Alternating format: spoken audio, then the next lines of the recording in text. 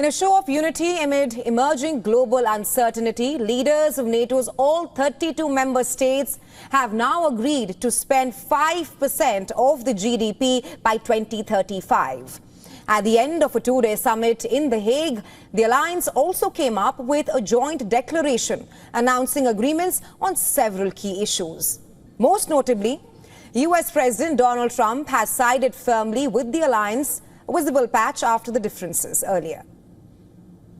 A very historic milestone this week. The NATO allies committed to dramatically increase their defense spending to that 5% of GDP, something that no one really thought possible. And they said, "You did it, sir, you did it." Well, I don't know if I did it, but I think I did. This will be known as the Hague Defense Commitment, which is pretty good, pretty appropriate. US President Donald Trump, who once questioned the value of NATO, took a victory lap at the summit, hailing the defense spending pledge as a major foreign policy win. "It's a great victory for everybody," that's what Trump said, adding that the increase would help equalize contributions among members. All the member states have agreed to spend 5% of GDP on defense by 2035. That will be 3% higher than the current 2%. A move that the US President Donald Trump has been pressing for since his first term. Trump had earlier threatened to move away from the alliance on this very issue. Now, the declaration is seen as an effort to keep the US close to NATO. Mark Rutte has pulled out all the stops to keep Trump on side for what could have been a tricky summit. Fighting each other, they've had it.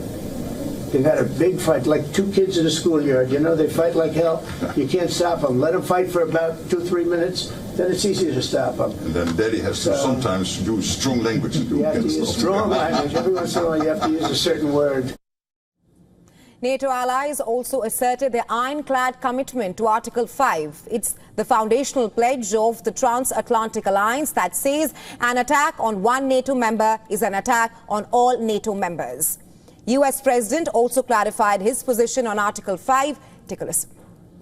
Mr. President, you said you would clarify your stance on Article 5 just yesterday. Is that something you can explain? I stand today? with it. That's why I'm here. If I didn't stand with it, I wouldn't be here. So you would defend countries even Well, what if they did don't I pay just up their say? fair Yes, share? of course. Why would I be here?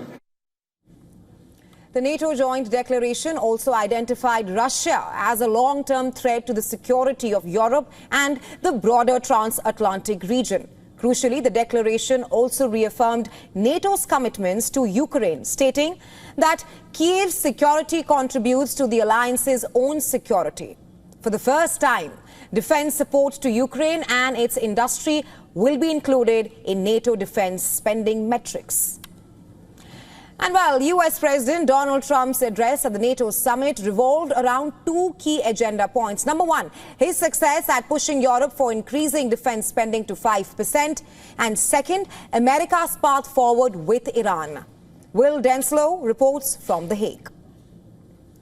And at the end of this summit, we have heard directly from the US President, where he praised himself strongly for this increase in defense spending, saying it is absolutely imperative that NATO's allies come out from under the US umbrella when it comes to collective security. This is, he says, something that he's been pushing for a long time. He says he is disappointed by Spain being one of the holdouts on increasing spending, hoping that they will reaffirm their commitments to hit this 5% target by 2035 that has been laid out in this communique.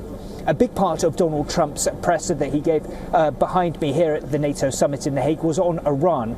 President Trump reiterating his message that he thinks that recent US strikes on Iran's nuclear facilities obliterated them. He says that Iran will no longer be in the nuclear game going forward, and he says he's confident that a ceasefire between Israel and Iran will hold. He says that he hopes to have conversations directly with Tehran in the coming days.